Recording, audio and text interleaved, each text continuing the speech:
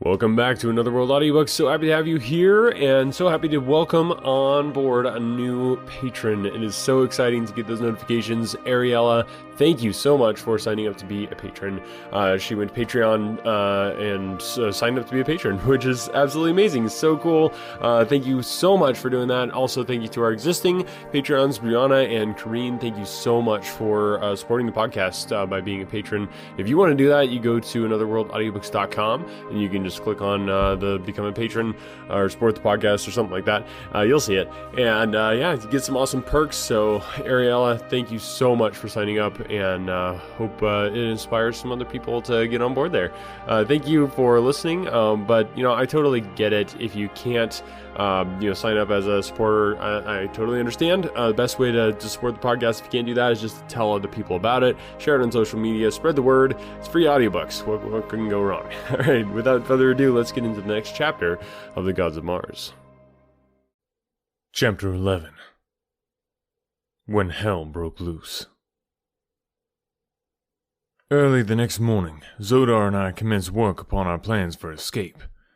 First, I had him sketch upon the stone floor of our cell as accurate a map of the South Polar regions as was possible with the crude instruments at our disposal.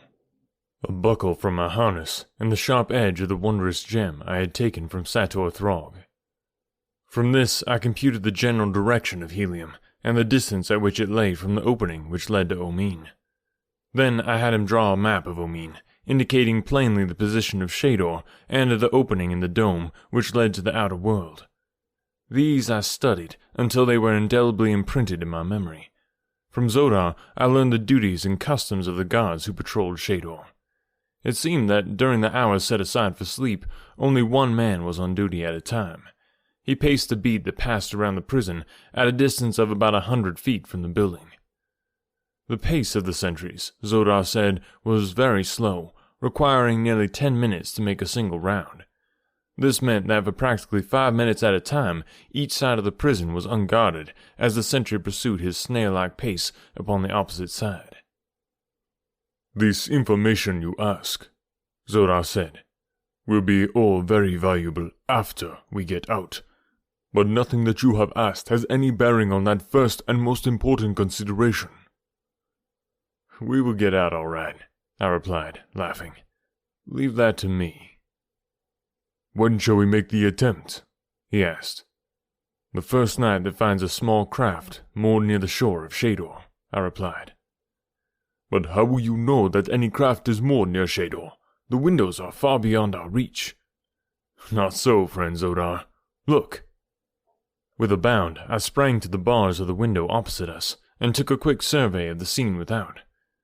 Several small craft and 2 large battleships lay within 100 yards of Shador.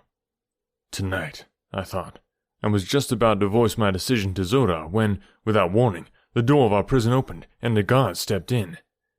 If the fellows saw me there, our chances of escape might quickly go glimmering, for I knew that they would put me in irons if they had the slightest conception of the wonderful agility which my earthly muscles gave me upon Mars. The man had entered and was standing facing the center of the room, so that his back was towards me. 5 feet above me was the top of a partition wall separating our cell from the next. There was my only chance to escape detection. If the fellow turned, I was lost. Nor could I have dropped to the floor undetected, since he was so nearly below me that I would have struck him had I done so. "Where is the white man?" cried the guard of Zodar. "Isis commands his presence." He started to turn to see if I were in another part of the cell. I scrambled up the iron grating of the window until I could catch a good footing on the sill with one foot. Then I let go my hold and sprang for the partition top. "What was that?" I heard the deep voice of the black bellow as my metal grated against the stone wall as I slipped over. Then I dropped lightly to the floor of the cell beyond. "Where is the white slave?" again cried the guard. "I know not," replied Zodar. "He was here even as you entered. I am not his keeper. Go find him." The black grumbled something that I could not understand, and then I heard him unlocking the door into one of the other cells on the further side. Listening intently, I caught the sound as the door closed behind him. Then I sprang once more to the top of the partition and dropped into my own cell beside the astonished Zodar. Do you see now how we will escape? I asked him in a whisper. I see how you may, he replied, but I am no wiser than before as to how I am to pass these walls. Certain it is that I cannot bounce over them as you do. We heard the guard moving about from cell to cell, and finally, his rounds completed, he again entered ours. When his eyes fell upon me, they faintly bulged from his head. By the shell of my first ancestor, he roared. Where have you been? I have been in prison since you put me here yesterday, I answered. I was in this room when you entered. You had better look to your eyesight. He glared at me in mingled rage and relief. Come, he said. Isis commands your presence. He conducted me outside the prison, leaving Zodar behind. There we found several other guards, and with them the Red Martian youth who occupied another cell upon Shador. The journey I had taken to the Temple of Isis on the preceding day was repeated. The guards kept the Red Boy and myself separated, so that we had no opportunity to continue the conversation that had been interrupted the previous night. The youth's face had haunted me. Where had I seen him before? There was something strangely familiar in every line of him, in his carriage, his manner of speaking, his gestures. I could have sworn that I knew him, and yet I knew too that I had never seen him before. When we reached the gardens of Isis, we were led away from the temple instead of toward it. The way wound through enchanted parks to a mighty wall that towered 100 feet in the air. Massive gates gave egress upon a small plain, surrounded by the same gorgeous forest that I had seen at the foot of the Golden Cliffs. Crowds of blacks were strolling in the same direction that our guards were leading us, and with them mingled my old friends, the Planmen and great white apes. The brutal beasts moved among the crowd as pet dogs might. If they were in the way, the blacks pushed them roughly to one side, or whacked them with the flat of a sword, and the animals slunk away as in great fear. Presently we came upon our destination, a great amphitheater situated at the further edge of the plain, and about half a mile beyond the garden walls.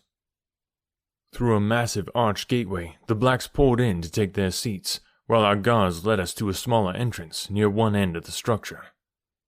Through this we passed into an enclosure beneath the seats, where we found a number of other prisoners herded together under guard. Some of them were in irons, but for the most part they seemed sufficiently awed by the presence of their guards to preclude any possibility of attempted escape.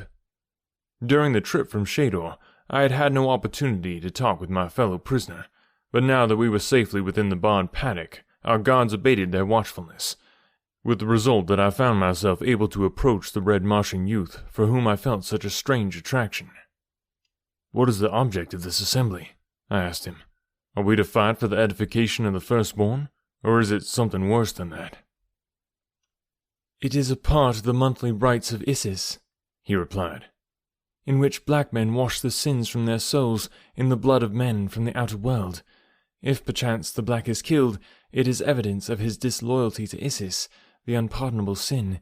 If he lives through the contest, he is held acquitted of the charge that forced the sentence of the rites, as it is called, upon him. The forms of combat vary. A number of us may be pitted together against an equal number, or twice the number of blacks, or singly we may be sent forth to face wild beasts, or some famous black warrior. And if we are victorious? I asked. What then? Freedom? He laughed. Freedom, forsooth. The only freedom for us is death. None who enters the domains of the firstborn ever leave. If we prove able fighters, we are permitted to fight often. If we are not mighty fighters, he shrugged his shoulders. Sooner or later, we die in the arena. And you have fought often? I asked. Very often, he replied. It is my only pleasure. Some 100 black devils have I accounted for during nearly a year of the rites of Isis. My mother would be very proud could she only know how well I have maintained the traditions of my father's prowess. Your father must have been a mighty warrior, I said. I have known most of the warriors of Barsoom in my time. Doubtless I knew him. Who was he? My father was... Come, cadets, cried the rough voice of a guard. To the slaughter with you! And roughly we were hustled to the steep incline that led to the chamber far below, which led out upon the arena. The amphitheater, like all I had ever seen upon Barsoom, was built in a large excavation. Only the highest seats, which formed the low wall surrounding the pit, were above the level of the ground. The arena itself was far below the surface. Just beneath the lowest tier of seats was a series of barred cages on a level with the surface of the arena. Into these we were herded, but unfortunately my youthful friend was not one of those who occupied a cage with me. Directly opposite my cage was the throne of Isis. Here the horrid creature squatted, surrounded by 100 slave maidens sparkling in jeweled trappings. Brilliant clothes of many hues and strange patterns formed the soft cushion covering the dais upon which they reclined about her. On 4 sides of the throne, and several feet below it, stood 3 solid ranks of heavily armed soldiery, elbow to elbow. In front of these were the high dignitaries of this mock heaven, gleaming blacks bedecked with precious stones, upon their foreheads the insignia of their rank set in circles of gold. On both sides of the throne stretched a solid mass of humanity from top to bottom of the amphitheater. There were as many women as men, and each was clothed in the wondrously wrought harness of his station and his house. With each black was from 1 to 3 slaves, drawn from the domains of the Therns and from the outer world. The blacks were all noble. There was no peasantry among the firstborn. Even the lowest soldier is a god, and has his slaves to wait upon him. The firstborn do not work. The men fight. That is a sacred privilege and duty, to fight and die for Isis. The women do nothing, absolutely nothing. Slaves wash them, slaves dress them, slaves feed them. There are some even who have slaves that talk for them, and I saw one who sat during the rites with closed eyes while a slave narrated to her the events that were transpiring within the arena. The first event of the day was the tribute to Isis. It marked the end of those poor unfortunates who had looked upon the divine glory of the goddess a full year before. There were 10 of them, splendid beauties from the proud courts of mighty Jedaks and from the temples of the holy Therns. For a year they had served in the retinue of Isis. Today they were to pay the price for this divine preferment with their lives. Tomorrow they would grace the tables of the court functionaries. A huge black entered the arena with the young women. Carefully he inspected them, felt their limbs, and poked them in the ribs. Presently he selected one of their number, whom he led before the throne of Isis. He addressed some words to the goddess, which I could not hear. Isis nodded her head. The black raised his hands above his head in token of salute, grasped the girl by the wrist, and dragged her from the arena through a small doorway below the throne. "Isis will dine well tonight," a prisoner said beside me. "What do you mean?" I asked. "That was her dinner. That old Babis was taken to the kitchens. Didst not note how carefully he selected the plumpest and tenderest of the lot?" I growled out my curses on the monster sitting opposite us on the gorgeous throne. "Fume not," admonished my companion. "You will see far worse than that if you live even a month among the firstborn." I turned again in time to see the gate of a nearby cage thrown open, and 3 monstrous white apes spring into the arena. The girls shrank in a frightened group in the center of the enclosure. One was on her knees with imploring hands outstretched toward Isis, but the hideous deity only leaned further forward in keener anticipation of the entertainment to come. At length the apes spied the huddled knot of terror-stricken maidens, and with demoniacal shrieks of bestial frenzy charged upon them. A wave of mad fury surged over me. The cruel cowardliness of the power-drunk creature whose malignant mind conceived such frightful forms of torture stirred to their utmost depths my resentment and my manhood. The blood-red haze that presaged death to my foes swam before my eyes. The guard lolled before the unbarred gate of the cage which confined me. What need of bars, indeed, to keep those poor victims from rushing into the arena which the edict of the gods had appointed as their death place? A single blow sent the black unconscious to the ground. Snatching up his longsword, I sprang into the arena. The apes were almost upon the maidens, but a couple of mighty bounds were all my earthly muscles required to carry me to the center of the sand-strewn floor. For an instant, silence reigned in the great amphitheater. Then a wild shout arose from the cages of the doomed. My longsword circled, whirling through the air, and a great ape sprawled, headless, at the feet of the fainting girls. The other apes turned now upon me, and as I stood facing them, a sullen roar from the audience answered the wild cheers from the cages. From the tail of my eye, I saw a score of guards rushing across the glistening sand toward me. Then, a figure broke from one of the cages behind them. It was the youth whose personality so fascinated me. He paused a moment before the cages with upraised sword. "Come, men of the outer world," he shouted. "Let us make our deaths worthwhile, and at the back of this unknown warrior turn this day's tribute to Isis into an orgy of revenge that will echo through the ages and cause black skins to blanch at each repetition of the rites of Isis. Come, the racks without your cages are filled with blades." Without waiting to note the outcome of his plea, he turned and bounded toward me. From every cage that harbored redmen, a thunderous shout went up in answer to his exhortation. The inner guards went down beneath howling mobs, and the cages vomited forth their inmates, hot with the lust to kill. The racks that stood without were stripped of the swords with which the prisoners were to have been armed to enter their allotted combats, and a swarm of determined warriors sped to our support. The great apes, towering in all their 15 feet of height, had gone down before my sword, while the charging guards were still some distance away. Close behind them pursued the youth. At my back were the young girls, and as it was in their service that I fought, I remained standing there to meet my inevitable death, but with the determination to give such an account of myself as would long be remembered in the land of the firstborn. I noted the marvelous speed of the young red man as he raced after the guards. Never had I seen such speed in any Martian. His leaps and bounds were little short of those which my earthly muscles had produced to create such awe and respect on the part of the green Martians, into whose hands I had fallen on that long-gone day that had seen my first advent upon Mars.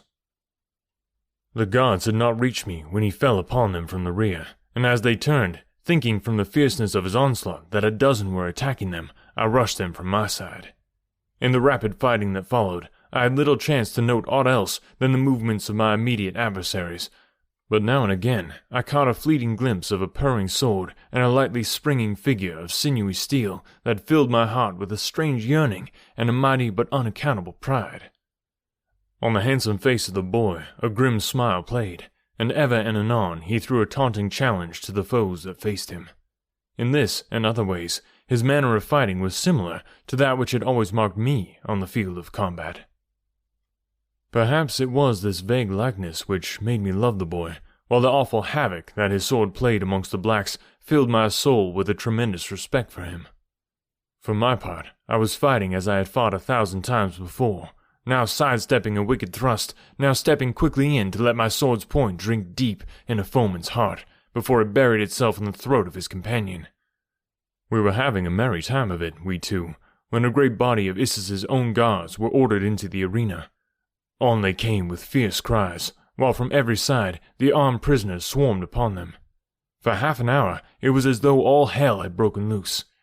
In the walled confines of the arena we fought in an inextricable mass, howling, cursing, blood-streaked demons, and ever the sword of the young red man flashed beside me. Slowly, and by repeated commands, I had succeeded in drawing the prisoners into a rough formation about us, so that at last we formed into a rude circle, in the center of which were the doomed maids. Many had gone down on both sides, but by far the greater havoc had been wrought in the ranks of the guards of Isis. I could see messengers running swiftly through the audience, and as they passed the nobles there unsheathed their swords and sprang into the arena.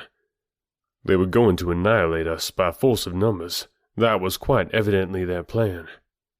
I caught a glimpse of Isis leaning far forward upon her throne, her hideous countenance distorted in a horrid grimace of hate and rage, in which I thought I could distinguish an expression of fear.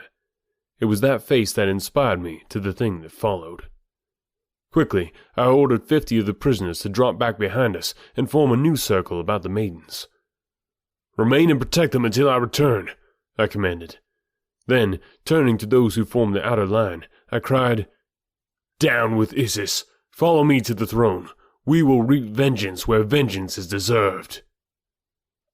The youth at my side was the first to take up the cry of "Down with Isis," and then, at my back, and from all sides, rose a hoarse shout, "To the throne! To the throne!" As one man we moved, an irresistible fighting mass over the bodies of the dead and dying foes toward the gorgeous throne of the Martian deity. Hordes of the doughtiest fighting men of the Firstborn poured from the audience to check our progress. We mowed them down before us as they had been paper men. "To the seats, some of you!" I cried as we approached the arena's barrier wall. 10 of us, take the throne. For I had seen that Isis's guards had for the most part ended the fray within the arena. On both sides of me, the prisoners broke to left and right for the seats, vaulting the low wall with dripping swords, lusting for the crowded victims who awaited them. In another moment, the entire amphitheater was filled with the shrieks of the dying and the wounded, mingled with the clash of arms and triumphant shouts of the victors. Side by side, the young red man and I, with perhaps a dozen others, fought our way to the foot of the throne. The remaining guards, reinforced by the high dignitaries and nobles of the Firstborn, closed in between us and Isis, who sat leaning far forward upon her carved Sorapus bench, now screaming high-pitched commands to her following, now hurling blighting curses upon those who sought to desecrate her godhood. The frightened slaves about her trembled in wide-eyed expectancy, knowing not whether to pray for our victory or our defeat. Several among them, proud daughters no doubt of some of Barsoom's noblest warriors, snatched swords from the hands of the fallen and fell upon the guards of Isis, but they were soon cut down, glorious martyrs to a hopeless cause. The men with us fought well, but never since Tars Tarkas and I fought out that long, hot afternoon shoulder to shoulder against the hordes of Wahun in the Dead Sea bottom before Thark had I seen two men fight to such good purpose and with such unconquerable ferocity as the young red man and I fought that day before the throne of Isis, goddess of death and of life eternal. Man by man, those who stood between us and the carven Sorapus wooden bench went down before our blades. Others swarmed in to fill the breach, but inch by inch, foot by foot, we won nearer and nearer to our goal. Presently, a cry went up from a section of the stands nearby. "Rise, slaves! Rise, slaves!" It rose and fell until it swelled to a mighty volume of sound that swept in great billows around the entire amphitheater. For an instant, as though by common assent, we ceased our fighting to look for the meaning of this new note, nor did it take but a moment to translate its significance.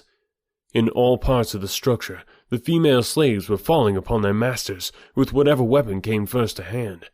A dagger, snatched from the harness of her mistress, was waved aloft by some fair slave, its shimmering blade crimson with the lifeblood of its owner.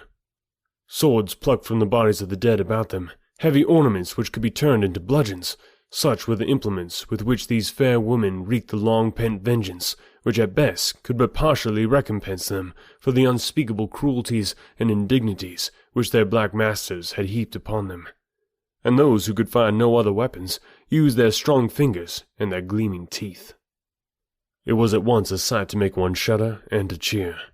But in a brief second we were engaged once more in our own battle, with only the unquenchable battle cry of the women to remind us that they still fought. "Rise, slaves! Rise, slaves!" Only a single thin rank of men now stood between us and Isis. Her face was blue with terror. Foam flecked her lips. She seemed too paralyzed with fear to move. Only the youth and I fought now. The others all had fallen, and I was like to have gone down too from a nasty longsword cut, had not a hand reached out from behind my adversary and clutched his elbow as the blade was falling upon me. The youth sprang to my side and ran his sword through the fellow before he could recover to deliver another blow. I should have died even then, but for that as my sword was tight wedged in the breastbone of a dator of the Firstborn. As the fellow went down, I snatched his sword from him, and over his prostrate body looked into the eyes of the one whose quick hand had saved me from the first cut of his sword. It was Fedor, daughter of Matai Shang. "Fly, my prince," she cried. "It is useless to fight them longer. All within the arena are dead. All who charge the throne are dead but you and this youth. Only among the seats are there any left of your fighting men, and they and the slave women are fast being cut down. Listen! You can scarce hear the battle cry of the women now, for nearly all are dead. For each one of you there are 10,000 blacks within the domains of the Firstborn. Break for the open and the sea of Chorus. With your mighty sword arm you may yet win to the golden cliffs and the temple gardens of the holy Therns. There, Tell your story to Matai Shang, my father. He will keep you, and together you may find a way to rescue me. Fly, while there is yet a bare chance for the flight." But that was not my mission, nor could I see much to be preferred in the cruel hospitality of the Holy Therns to that of the firstborn. "Down with Isis!" I shouted, and together the boy and I took up the fight once more. 2 blacks went down with our swords in their vitals, and we stood face to face with Isis. As my sword went up to end her horrid career, her paralysis left her, and with an ear-piercing shriek she turned to flee. Directly behind her, a black gulf suddenly yawned in the flooring of the dais. She sprang for the opening with the youth and I close at her heels. Her scattered guard rallied at her cry and rushed for us. A blow fell upon the head of the youth. He staggered and would have fallen, but I caught him in my left arm and turned to face an infuriated mob of religious fanatics, crazed by the affront I had put upon their goddess, just as Isis disappeared into the black depths beneath me. Man, these type of chapters, I'm always thinking, like, what would I do? How would I fight against, that type of injustice and try to break out? And yeah, it seems like his plot was kind of doomed to begin with. So slavery revolts, that's definitely a tricky business to be into. So thankfully, most of us don't live in a place where we don't have to worry about that. We just get to enjoy it in fun audiobooks like this. So I hope you guys are enjoying it. Make sure, like I said, to check out anotherworldaudiobooks.com. And if you want to become a patron, it's a great way to support the podcast, or just spread the word. Or if you want to leave a review too. I don't get notified when I get new reviews, so if you do leave a review, send me an email, anotherworldaudiobooks@gmail.com, and I will definitely give you a shout out on the show. So thank you again, Ariella, for coming on board as a new patron. So excited to have you around, and we'll catch you next week.